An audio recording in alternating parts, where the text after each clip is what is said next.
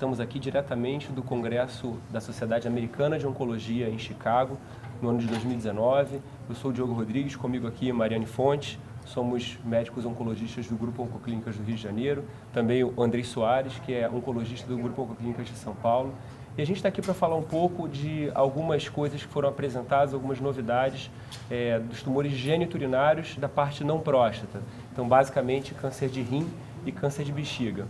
Damos primeiro, Mariane, o que você achou aí de novidades interessantes para trazer para falar nesse momento?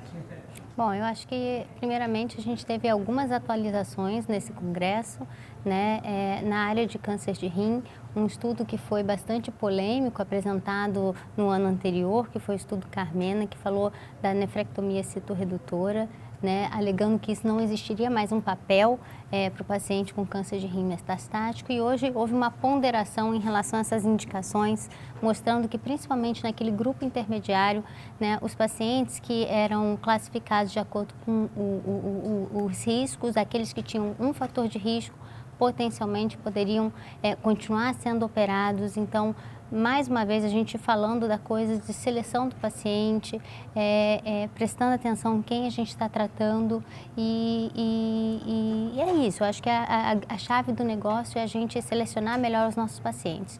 De fato, o grupo de risco desfavorável, de alto risco, a gente mostrou mais uma vez, a gente viu que a nefrectomia citorredutora ela continua não sendo indicada para esse grupo, que o tratamento sistêmico, né, deveria ser começado primordialmente. O que eu achei interessante do estudo Carmena é que, além de mostrar que quem tem um fator de risco ou dois, eventualmente mais fatores, não se beneficiam tanto, ele mostrou que a gente já sabe em relação a, por exemplo, o sítio de metástase. Apesar de não ter diretamente uma correlação, a gente já sabe, por exemplo, quem tem sítio de metástase no pulmão tem um prognóstico muito melhor, né, do que os outros sítios. Agora, tem um dado que a gente já discutiu um pouco desde o ano passado, quando vai essa história de não operar ninguém, entre aspas. Eles mostraram que mais ou menos aqueles quase 20% de pacientes que fizeram nefrectomia no braço, que deveriam fazer apenas sunitinib, 80% desses quase 20% de pacientes fizeram nefrectomia, na verdade, sem indicação de ser uma nefrectomia urgente, alguma coisa assim. Sim, uma nefrectomia citorredutora. Interessante que nesses pacientes que fizeram essa nefrectomia, a sobrevida global foi muito diferente. Foi algo de em torno de 45 meses versus 19 meses. O que reforça um pouco um dado de um outro estudo que é o SURTIME, que acabou avaliando o tempo da nefrectomia e não verdadeiramente se deveria fazer ou não, e que é um estudo infelizmente bem underpowered, teve uma dificuldade de recrutamento, mas ele tinha mostrado como uma análise exploratória que eventualmente quem começava o tratamento sistêmico e deixava para fazer a cirurgia após o tratamento sistêmico, quer dizer, uma seleção do paciente que eventualmente tem uma resposta melhor não fazer cirurgia, parece que tinha um benefício de sobrevida global de uma maneira exploratória. O que uma outra maneira exploratória foi feita agora com Carmena foi exatamente isso, né? Os pacientes que ficaram, responderam bem, que foram operados, viveram muito bem. A grande pergunta que a gente tem hoje é como traduzir isso para os dados de imunoterapia que chegaram em primeira linha, né?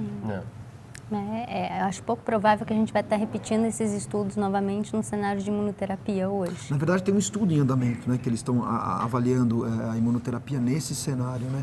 Mas a gente vai ter que esperar totalmente de novo, porque a incidência de nefrectomia citorredutora nos principais estudos, né, tanto da combinação de nivo e IP, combinação de pembro e axi ou avelo e axi, a incidência de nefrectomia citorredutora foi acima de 80%. Então a gente vai continuar com a mesma dúvida que a gente tinha antes, né? Uma outra coisa também que foi interessante foram a discussão dos dados de bexiga. A gente teve uma droga nova aí que está chamando a atenção pela taxa de resposta. Fala um pouquinho, Andrei, para a gente do que a gente viu no Infortumab. Então o Infortumab e Vedotin é uma droga, na verdade, é o que a gente chama de anticorpo conjugado, né? O que tem aparecido em diversos tumores e acho que para a bexiga tem sido uma grande importância, porque a gente já tem hoje duas drogas, né, o Infortumab e Vedotin, que a gente viu hoje. A gente tem os dados do Sastuzumab, que foram apresentados também recentemente. O que a gente viu do Infortumab e Vedotin, que é uma droga que, na verdade, o anticorpo se liga ao nectina 4, é uma proteína de superfície que é encontrada virtualmente em 100% dos tumores de bexiga. Ele acaba se ligando na superfície da célula e acaba internalizando, liberando uma droga citotóxica dentro da célula, tipo um cavalo de Troia. A gente viu que o estudo de pacientes extremamente politratados teve uma taxa de resposta em torno de 44%, que a gente pega pacientes com doença hepática, que tem um prognóstico muito ruim em doença urotelial, a taxa de resposta em torno de 38%. Então, eu acho que realmente é uma droga bastante promissora, hoje está em andamento, um estudo de fase 3, então acho que a gente pode esperar bem, eu acho que vai ser bastante interessante trazer isso.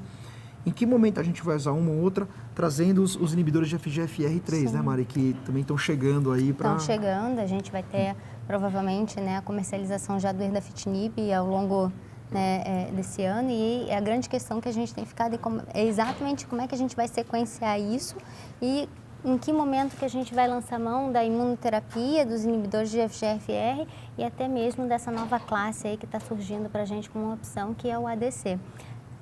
É interessante porque câncer de bexiga até então a gente só tinha uma primeira linha que era estabelecida, que era uma quimioterapia baseada em platina e tudo que acontecia depois era um pouco difícil. Veio a imunoterapia provavelmente vai em primeira linha. Agora a gente tem o enfortumab que se mostra eficaz até para os pacientes que fizeram imunoterapia, né? Então a opção de sequenciamento com a terapia-alvo vai ampliar a opção de tratamento para o paciente, né? O que é muito interessante.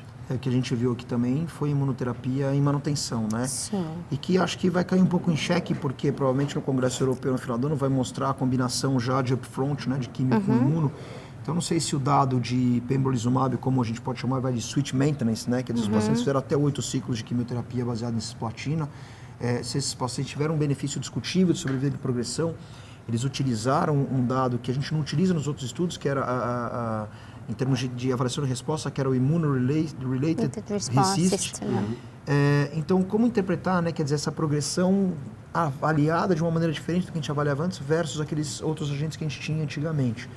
Mas, eventualmente, a gente precisa esperar um pouco maturar o dado, não tem sobrevida global, e entender um pouquinho como vai ser upfront, né, talvez no Congresso Europeu, a combinação. Né? Sim. É isso. Muito obrigado, então, por assistirem diretamente de Chicago e acompanhem os vídeos da nossa cobertura. Obrigado.